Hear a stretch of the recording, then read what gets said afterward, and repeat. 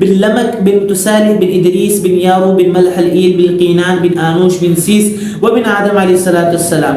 یہ اللہ کے نبی کا پورا نسب نامہ ہے. اور آپ حیران ہوں گے اتنا پیارا نسب نامہ ہے کہ ہر بندے کی اپنی ان کے ہاں سے شادی کی تو اس سے اللہ کے نبی جو ہے نا اسی نسب میں جو ہے نا اللہ کے نبی اس دنیا میں تشریف لائے.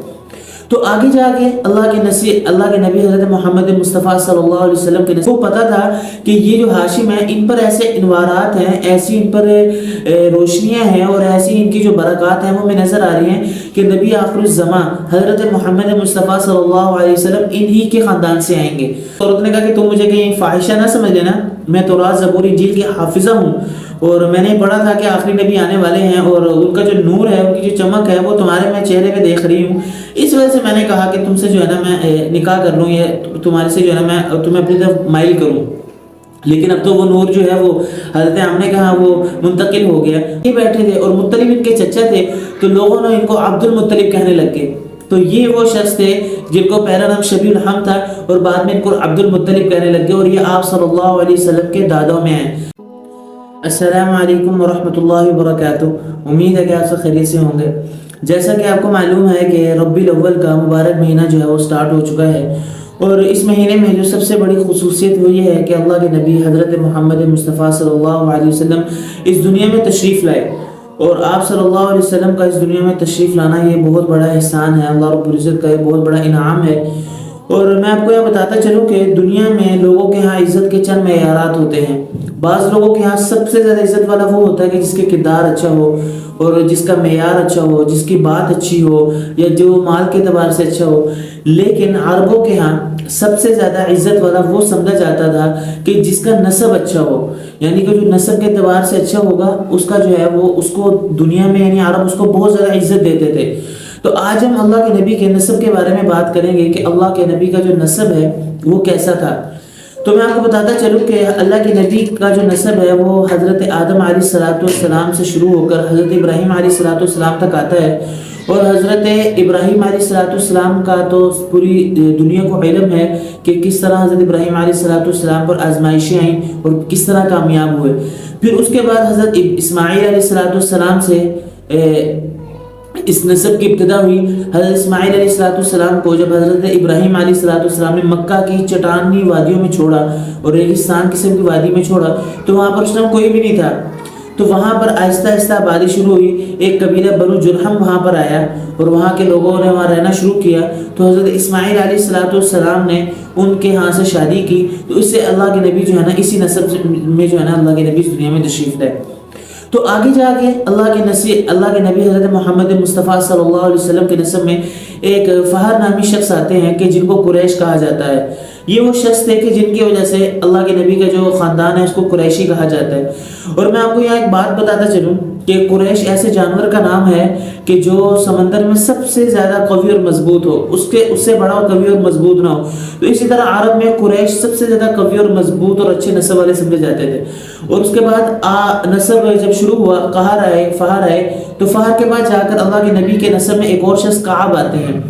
اور یہ کعب وہ شخص ہیں کہ جنہوں نے سب سے پہلے جمعے کی ابتدا کی کہ جمعہ جو ہے وہ سب سے پہلے جو یہ کعب نامی شخص تھے انہوں نے پڑھایا اور اللہ کی توحید بیان کی اور اس زمانے میں برائیوں سے روکتے تھے. کیونکہ جب ایک اتنی بڑی شخصیت نے یہاں پر آنا تھا تو لہذا اس کی وجہ سے ان کے آنے کی وجہ سے اتنی خصوصیات اللہ رب العزت نے ان کے خاندان میں عطا کی. اور اس کے بعد آپ تھوڑا سا آگے چلیں. ہاشم اللہ کے نبی کے پردادا میں آتے ہیں. ہاشم کے بارے میں لکھا ہے کہ یہ بہت ہی زیادہ خوبصورت تھے اور بہت ہی زیادہ سخی تھے. عرب شروع میں بہت زیادہ غریب, انتہائی غریب تھے, لیکن پھر بھی ان کے ہاں دسترخوان تقریباً لگا کرتے تھے اور عرب ان کے ہاتھ بھی چوما کرتے تھے. اور اہل یہود خاص طور پر اور بنو اسرائیل کے جو علماء تھے وہ ان کو بہت زیادہ عزت دیتے تھے کیونکہ وہ تورات کے اور انجیل کے حافظ تھے. ان کو پتہ تھا کہ یہ جو ہاشم ہیں ان پر ایسے انوارات ہیں, ایسی ان پر روشنیاں ہیں اور ایسی ان کی جو برکات ہیں وہ میں نظر آ رہی ہیں کہ نبی آخر الزمان حضرت محمد مصطفیٰ صلی اللہ علیہ وسلم انہی کے خاندان سے آئیں گے. تو اس طرح ہاشم جب بہت زیادہ مشہور ہو گئے تو ہاشم نے ایک عورت جن کا نام سلمہ آتا ہے ان سے شادی کی. جب میں سے شادی کی تو جوانی میں جو ہے نا وہ ہاشم کا انتقال ہوا، لیکن ہاں ان کے انتقال ہونے کے بعد ان کے ہاں ایک بیٹے شبیہ الحمد جن کو کہا جاتا ہے ان کی پیدائش ہوئی۔ اچھا، جب بیٹے یتیم ہو گئے شبیہ الحمد، تو ہاشم کے بھائی یعنی کہ شبیہ الحمد کے جو چچا ہیں وہ ان کو مکہ میں لے کر آ گئے، کیونکہ ان کی پیدائش مدینہ میں ہوئی تو ان کو مکہ میں لے کر آ گئے۔ جب یہ مکہ میں آئے تو یہ اپنے جو چچا تھے ان کا نام مطلب تھا اور یہ ان کے اونٹ کے پیچھے بیٹھے ہوئے تھے۔ جب یہ مکہ میں داخل ہوئے تو لوگوں نے ان کے اوپر جو ہے نا یتیمی کے آثار دیکھے تو سمجھا کہ یہ غلام ہے، تو مطلب آگے بیٹھے تھے، پیچھے یہ بیٹھے تھے اور مطلب ان کے چچا تھے، تو لوگوں نے ان کو عبد المطلب کہنے لگ گئے۔ تو یہ وہ شخص تھے جن کو پہلا نام شبیہ الحمد تھا اور بعد میں ان کو عبد المطلب کہنے لگ گئے، اور یہ آپ صلی اللہ علیہ وسلم کے دادوں میں ہیں۔ جب یہ اس مکہ میں آئے تو مکہ میں یہ بھی بہت زیادہ سخی تھے اور یہ بھی بہت زیادہ خوبصورت قسم کے نوجوان تھے۔ ان کو اللہ رب العزت نے بہت سی زیادہ خصوصیات سے نوازا تھا اور بیت اللہ کی خدمت بہت زیادہ یہ کرتے تھے۔ اس کے بعد تھوڑا سا آگے گئے، جب عمر ہوئی تو اس کے بعد جا کر انہوں نے سوچا کہ جو زمزم کا جو کنواں ہے اس ٹائم کیونکہ وہ چھپ چکا تھا، نظر نہیں آتا تھا، مطلب کہ چند لوگوں نے جو ہے نا اس کو چھپا دیا تھا۔ اللہ سے بڑی دعائیں مانگتے تھے کہ اللہ مجھے بیت اللہ میں جو زمزم کا جہاں کنواں ہے وہ مجھے بتائیے کہ وہ کہاں پر ہے، تاکہ میں اس کو کھودوں اور دوبارہ زمزم کا جو سلسلہ ہے وہ شروع ہو۔ تو بڑی دعائیں مانگی تو ایک دو خواب میں اشارہ ملا کہ یہاں سے کھودنا شروع کرے، تو پھر ابو المطلب نے وہاں سے کھودنا شروع کیا۔ تو لوگوں کی مدد بھی مانگی کیونکہ بہت بڑا کام تھا، لیکن کسی نے مدد نہیں کی، بلکہ لوگ منع ہی کرتے رہے، بھئی آپ نہ کھودیں، کوئی فائدہ نہیں کھودنے کا۔ لیکن عبد المطلب نے کھودنا شروع کیا اور ساتھ میں کوئی بھی نہیں تھا سوائے ایک شخص کے، حارث کے، جو کہ ان کے بیٹے تھے۔ تو اس وقت عبد المطلب نے یہ دعا مانگی کہ اللہ یہ میرے ایک ہی بیٹے ہیں، اگر مجھے آپ 10 بیٹے عطا فرمائیں گے تو میں آپ کے ہاں ایک بیٹا اپنا قربان کروں گا۔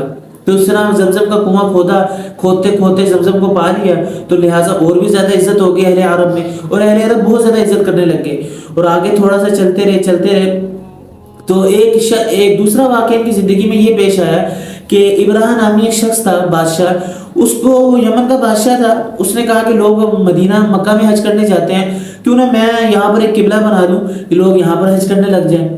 تو اس نے وہاں قبلہ بنایا، تو لیکن اس کا یہ جو منصوبہ تھا یہ ناکام ہوا۔ تو اس نے کہا کہ میں مکہ میں جا کے حملہ کروں گا، میں اس بیت اللہ کو گرا دوں گا، نعوذ باللہ۔ تو یہ وہاں سے یہاں آیا، اس نے بڑی کوشش کی، تو اس کے پاس عبد المطلب کے اونٹ آ گئے، کہیں سے عبد المطلب کے اونٹوں پر کہیں سے اس نے قبضہ کر لیا۔ تو جب اس نے قبضہ کیا تو عبد المطلب اس کے پاس آئے، یہ عبد المطلب کو دیکھ کر بڑا وہ ہوا کہ بھائی ایسی باروق شخصیت۔ یہ جب ان کے پاس آیا تو انہوں نے وہ خود ابرہہ وہ تخت سے اتر کر نیچے آیا۔ وہ جب تخت سے اتر کر نیچے آیا تو حضرت مطلب جو ہے اس کے پاس، تو انہوں نے آگے سیدھی صاحب بات ہے کہ بھئی میرے اونٹوں کو چھوڑ دو۔ ابراہیم نے کہا مجھے بڑا تعجب ہے تم اتنے دور سے آئے اور یہاں کے میرے سے اونٹوں کا مطالبہ کر رہے ہو، میں سمجھا تھا کہ بیت اللہ کی جو ہے نا وہ بیت اللہ کو چھوڑنے کا مطالبہ کرو گے، اس پر حملہ کرنے سے روکو گے۔ تو عبد المطلب نے کہا دیکھو بھائی میں تو اونٹوں کا مالک ہوں، مجھے میرے اونٹ دے دیں، اور جس طرح میں نے اپنے اونٹوں کو بچا لیا ہے تو اللہ جو ہے وہ جس کے بیت اللہ کے مالک ہیں وہ بیت اللہ کو بچا لیں گے۔ یعنی کہ اتنا اللہ رب العزت اتنا اعتماد تھا، تو اونٹوں کو واپس کیا اور بیت اللہ میں گئے اور خوب رو کے اللہ سے دعائیں مانگی، اللہ یہ تیرا گھر ہے، ابراہیم علیہ السلام نے اس کو کھڑا کیا ہے، اس کی حفاظت فرما۔ تو یہاں سے اور تمام جو لوگ تھے ان کو مکہ سے نکال دیا، پہاڑوں کی طرف لے گئے۔ تو جب یہ لشکر آیا تو آپ نے واقعہ پڑھا ہے کہ ابابیل نے خوب حملہ کیا اور اس طرح وہ جو لشکر تھا وہ تہس نہس ہوا، ابراہیم جو ہے نا وہ مر گیا۔ تو یہ اتنی زیادہ خصوصیات جب دی گئی تو یہ تمام نشانیاں اس بات پر دلالت کر رہی تھی کہ کوئی چیز آنے والی ہے، کوئی ایسا شخص آنے والا ہے کہ جو دنیا کو پلٹے گا، دنیا کے جو تصورات ہیں، دنیا کے جو خیالات ہیں، دنیا کی جو کوششیں ہیں، اس کا رخ کسی اور کی طرف پھیرے گا۔ تو یہ تمام چیزیں اس دنیا میں واقع ہوئی۔ تو پھر اس کے بعد جا کے عبد المطلب کے ایک بیٹے پیدا ہوئے، عبد المطلب کے ایک بیٹے پیدا ہوئے عبداللہ، ہاشم کے بیٹے عبد المطلب اور عبد المطلب کے بیٹے عبداللہ۔ عبداللہ بھی انتہائی خوبصورت تھے، لیکن جب ان کی نظر مانی تھی انہوں نے کہ میں اپنے 10 بیٹوں کو جو ہے نا وہ کیا کروں گا، اگر اللہ رب العزت نے مجھے دے دیے تو میں اپنے ایک بیٹے کو جو ہے نا وہ میں قربان کروں گا۔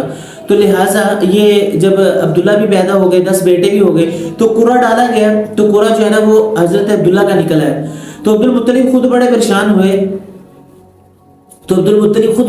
ہوئے کہ یہ کیا ہو گیا، میں تو میرے بڑے محبوب بیٹے ہیں، لیکن جو نظر مانی تھی اب اس کو قربان کرنے لگے۔ تو پھر وہ جو ہے ایک ترتیب بتائی گئی کہ آپ ان کی جگہ 10 اونٹ کو قربان کریں، ایک جگہ 10 اونٹ کا قرعہ ڈالیں، ایک جگہ عبداللہ کا قرعہ ڈالیں، اور جو ان میں سے نکل آئے تو اس کے مطابق جو ہے نا فیصلہ کیجئے اور وہ جو ہے نا وہ اونٹوں کو قربان کیجئے۔ تو تقریباً اس طرح ہر دفعہ جو ہے نا حضرت عبداللہ کا نام نکلتا رہا، لیکن آخر میں جا کے جو ہے نا حضرت عبداللہ کا نام نہیں نکلا اور جا کے وہ اونٹوں کا نام نکلا۔ حضرت عبداللہ کی جگہ جو ہے نا وہ اونٹوں کو قربان کیا گیا، اور اس طرح حضرت عبداللہ جو ہے نا وہ محفوظ ہو گئے۔ اس کے بعد حضرت عبداللہ کی شادی ہوئی حضرت آمنہ سے، مدینہ گئے، مدینہ میں شادی ہوئی۔ تو مدینہ جب جا رہے تھے تو راستے میں ایک عورت نے اپنی طرف رغبت کے لیے بلایا کہ میرے سے اونٹ لے لیجیے اور میرے تھوڑی سی رغبت کیجیے۔ تو حضرت عبداللہ نے کہا کہ میں بہت شریف خاندان سے ہوں، میں ایسا کام نہیں کر سکتا، لیکن اس ٹائم تو چلے گئے۔ واپس جب نکاح کے بعد آئے تو اس عورت نے کہا اتنے دن کہاں رہے؟ تو حضرت عبداللہ نے فرمایا کہ میں تو مکہ سے مدینہ شادی کے لیے آیا تھا اپنے نکاح کے لیے، 3 دن میں نے قیام کیا ہے، اب میں واپس جا رہا ہوں۔ تو اس عورت نے کہا کہ تم مجھے کہیں فاحشہ نہ سمجھ لینا، میں تورات زبور انجیل کی حافظہ ہوں، اور میں نے پڑھا تھا کہ آخری نبی آنے والے ہیں اور ان کا جو نور ہے، ان کی جو چمک ہے وہ تمہارے میں چہرے پہ دیکھ رہی ہوں، اس وجہ سے میں نے کہا کہ تم سے جو ہے نا میں نکاح کر لوں، یا تمہارے سے جو ہے نا میں تمہیں اپنی طرف مائل کروں۔ لیکن اب تو وہ نور جو ہے وہ حضرت آمنہ کے ہاں وہ منتقل ہو گیا، تو لہٰذا اب آپ جا سکتے ہیں۔ تو یہ اتنی سی بات ہوئی تو حضرت عبداللہ واپس آئے۔ اب حضرت عبداللہ جوانی میں کہیں سے سفر کے لیے نکلے شام کی طرف، راستے میں مدینہ میں بہت زیادہ بیمار ہو گئے، تو وہیں پر ہی انتقال ہو گئے۔ تو اس کے بعد آپ صلی اللہ علیہ وسلم جو ہے نا وہ 6 ماہ بعد پیدائش ہوئی۔ اب آپ دیکھیں یہ نسب کہاں سے شروع ہوا، حضرت ابراہیم سے، اسماعیل سے، اس کے بعد فہر کی بات آئی، کعب کی بات آئی، ہاشم کی بات آئی۔ تو اتنا پیارا نسب نامہ اللہ نے اپنے حبیب کو عطا کیا کہ اگر آپ ان کو آدم تک آئے، آدم علیہ السلام تک بھی لے کے جائیں تو ہر بندہ جو ہے نا وہ عجیب ہے، ہر بندہ اعلیٰ ہے، ہر بندہ اپنے جو انوارات علیحدہ علیحدہ رکھتا ہے۔ اللہ کے نبی کا نسل نامہ آپ سنیں، محمد بن عبداللہ بن عبد المطلب بن ہاشم بن عبد مناف بن قصی بن کلاب بن مرہ بن کعب بن لوئی بن غالب بن فہر بن مالک بن نضر بن کنانہ بن خزیمہ بن مدرکہ بن الیاس بن نضر بن نزار بن معاذ بن عدنان بن عد بن حمیسہ بن سلمان بن عوز بن یوز بن قموال بن ابی بن عوام بن ناشد بن حزا بن بلداس بن یدلاف بن طابع بن جاحم بن ناحش بن ماقی بن عیفی بن عبقر بن عبید بن الدعاء بن حمدان بن سنبر بن يسرب بن يحزن بن يلجن بن إرعوى بن عيزي بن ديشان بن عيسر بن إقناد بن إيهام بن مقصر بن ناحز بن زاري بن سمي بن مزيد بن عوز بن عرم قيدار بن إسماعيل بن إبراهيم بن آزر بن ناحور بن سرود بن رعو بن فلج بن هود بن الفكسد بن سام بن نوح بن لمك بن تسالح بن إدريس بن يارو بن ملح الإيل بن قينان بن آنوش بن سیس وبن آدم علیہ السلام۔ یہ اللہ کے نبی کا پورا نسب نامہ ہے، اور آپ حیران ہوں گے اتنا پیارا نسب نامہ ہے کہ ہر بندے کی اپنی خصوصیات ہے، ہر بندہ اپنے انوارات رکھتا ہے۔ تو یہ میں نے آپ کے سامنے جو ہے نا ایک چھوٹا سا اللہ کے نبی کا نسب نامہ رکھا اور پورا آپ کو بتایا کہ اللہ کے نبی کا بیک گراؤنڈ دیکھیں کتنا ہی خوبصورت اور کتنا ہی پیارا تھا۔ تو امید کرتا ہوں کہ آپ کو یہ ویڈیو پسند آئی ہوگی، انشاءاللہ ایسی ویڈیو لے کے آپ کی خدمت میں حاضر ہوتے رہیں گے۔ اگلی ویڈیو تک کے لیے اجازت دیجیے اور دعا میں یاد رکھیے گا۔ اللہ حافظ۔